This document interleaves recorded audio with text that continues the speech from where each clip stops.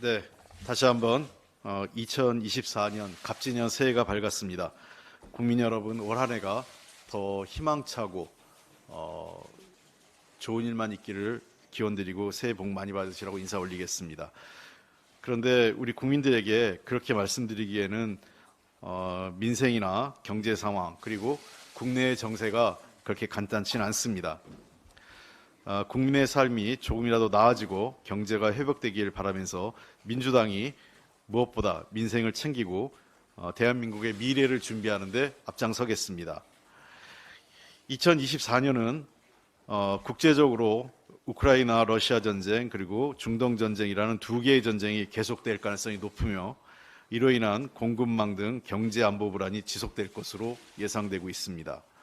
또한 국내적으로는 부동산 PF 위기가 점차 현실화되는 등 경제와 민생에 있어서 어두운 전망이 높아지고 있습니다. 또한 대한민국의 구조적 위기라고 할 수 있는 기후위기, 저출생 고령화, 인구 감소 등 이러한 큰 구조적 변화에 대한 근본적인 해법을 이제는 우리가 정말 함께 지혜를 모으고 제시할 때라고 생각을 합니다. 한반도를 둘러싼 정세도 매우 불안정합니다.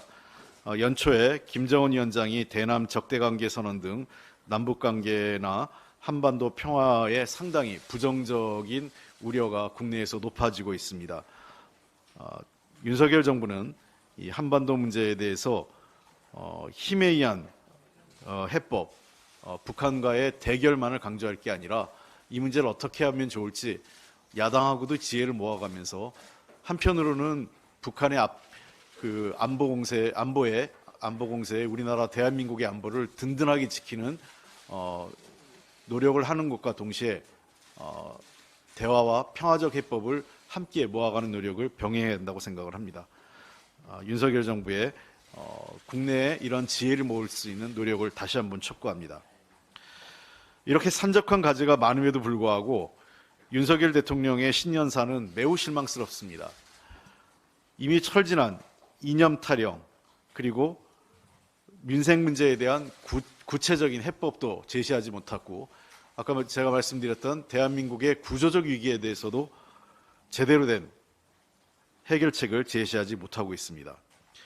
그저 오만과 독선에 가득 찬 그리고 현실과 동떨어진 자화자찬으로 국민의 기대에 어긋나고 있습니다.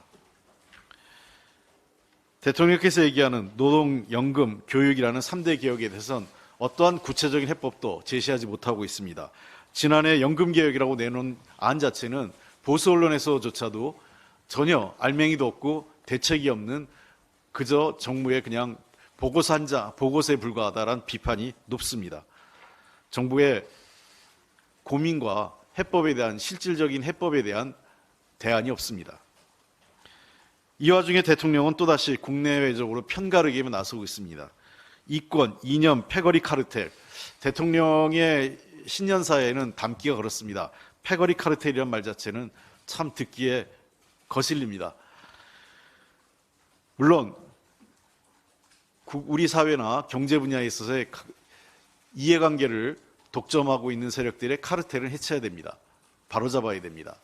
그러나 실질적으로 해결해야 될 법적 카르텔, 대기업의 중소기업에 대한 갑질 이런 문제에 대해서는 관심이 없고 그저 시민사회라든지 본인과 생각이 다른 사람들에 대해서만 카르텔을 운운하면서 해체하려고 하는 것은 매우 잘못됐습니다. 대통령이 또다시 우리 사회에 대한 근본적인 해법, 구조적인 해결책은 제시하지 않고 정쟁으로만 올 한 해를 몰고 가고 그것을 갖고 이번 4월 총선을 치르겠다는 의도인 것 같습니다. 대통령께서 스스로 돌아보면서 본인은 이제 특정 정파의 대통령이 아니라 대한민국의 대통령이라는 점, 그리고 대한민국의 대통령으로서 우리나라의 미래를 어떻게 끌고 나가야 될지, 그리고 자신과 생각이 다른 사람들과는 어떻게 대화하고 협력을 이끌어 나가야 될지를 한번 깊은 고민과 성찰을 해주시기 바랍니다. 총선이 99일 남았습니다. 대한민국의 미래를 결정하는 중요한 선거입니다. 더불어민주당은 국민의 선택을 받을 수 있도록 혁신과 단합을 이루고 미래 비전을 제시해서 국민과 함께 승리하겠습니다. 이번 총선은 더불어민주당의 승리도 중요하지만 그보다 더 중요한 것은 대한민국 국민의 승리, 대한민국 미래 사회를 준비하는 선거입니다. 뒤로가는 대한민국을 바로 세우고 무너지는 민생 경제에 희망을 드릴 수 있도록 이번 선거에 더불어민주당은 최선을 다하겠습니다. 21대 국회가 마지막 순간까지 한순간도 낭비하지 않고 민생, 경제 살리고 민주주의와 정의를 바로 세우는데 최선을 다하겠습니다. 정부 여당은 그저 야당의 발목 잡기에만 나서지 말고 적극 협조해 주시기 바랍니다. 오는 1월 9일 본회의에서 이태원 특별법이 통과됩니다. 참사의 진상을 밝히고 피해자 지원 방안 등을 마련하게 될 것입니다.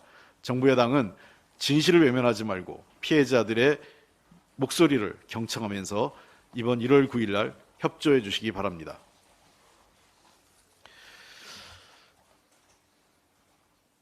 무역 수지가 2년 연속 적자 등 경제 상황이 녹록지 않습니다. 작년 전체 가구 가처분 소득이 1.2% 증가했지만 전체 물가는 3배인 3.6%가 올랐습니다.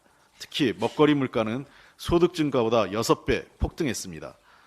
성장의 모멘텀을 마련하고 고물가, 고금리 장기화 속에서 민생 회복을 위한 정부의 역할이 중요한데도 정부는 전기, 가스, 수도 등 공공요금이 20%대로 폭등하는 것을 방치하는 등 그저 무능과 무대책으로 일관하고 있습니다. 경제가 어려움을 보여주는 그것은 상징적인 게 개인회생 신청 건수가 역대급으로 증가했습니다. 2023년 9월까지 신청자가 전년도 전체 신청자 규모를 넘어섰고요. 11월까지 신청 건수는 11만 1,633건으로 역대 최고 기록이었던 2014년 전체 건수를 넘어서고 있습니다. 특히 자영업자, 청년, 노인의 어려움이 심화되고 있습니다. 자영업자는 2023년 10월까지 개인회생 신청이 전년 동기 대비 3배 가까이 폭증했습니다. 전체 개인회생 신청자 중 자영업자가 차지하는 비중도 2022년 15.4%에서 지난해 상반기에 20.6%로 증가했습니다. 두 번째는 개인회생 신청자 중 청년 비율이 증가한 것입니다. 20대의 경우 2020년 10.7%에서 22년 15.2%로 증가했는데 2023년 상반기에는 16.8%로 늘어났습니다. 정부는 청년의 어려움을 덜기는커녕 영끌, 비트로 치부하면서 개인의 도덕적 해이로만 규정하고 있습니다. 그러나 실제는 다릅니다. 개인회생 신청이 청년의 절반 가까이가 첫 대출 목적이 생활비 마련이라고 답변하고 있습니다. 투자를 위해서 대출받았다는 응답은 7%입니다. 상환이 불가능할 정도로 채무 부담이 늘어난 이유는 부채 상환, 고금리, 실직, 이직, 소득 공백이라는 답변이 가장 많았습니다. 청년들의 어려움을 외면하는 것이 가장 주 요인이라는 것입니다. 노인도 마찬가지입니다. 2023년 상반기 개인 파산 신청자 중 41%가 60세 이상으로 나타났습니다. 경기 침체, 고금리, 고물가에 노년층이 가장 큰 타격을 받은 것입니다. 세계 최고의 노인 빈곤율을 기록하는 것이 대한민국의 민낯입니다. 취약계층의 어려움이 심화되고 있는데도 정부는 이들을 각자 도생의 길, 약탈적 대출의 무방비로 내몰고 있습니다. 정부는 민생의 버팀목이 되기는커녕 청년 예산, 지역화폐 예산 등 민생 예산을 삭감하고 사다리를 걷어차기만 하고 있습니다. 민주당이 간신히 일부 예산을 회복시켰습니다. 올해 민생은 더욱더 어려울 것으로 전망됩니다. 정부 여당이 자화자찬할 때가 아닙니다. 무능과 무책임 반성하고 국민의 삶을 책임 있게 챙겨야 됩니다. 민주당이 국민의 삶 곁에 있겠습니다. 서민과 중산층의 버팀목이 되겠습니다. 자영업자, 청년, 노인 등 사회적 약자의 삶을 지키면서 디딤돌이 되겠습니다. 정부가 여당이 사라진 자리에 더불어민주당이 있겠습니다.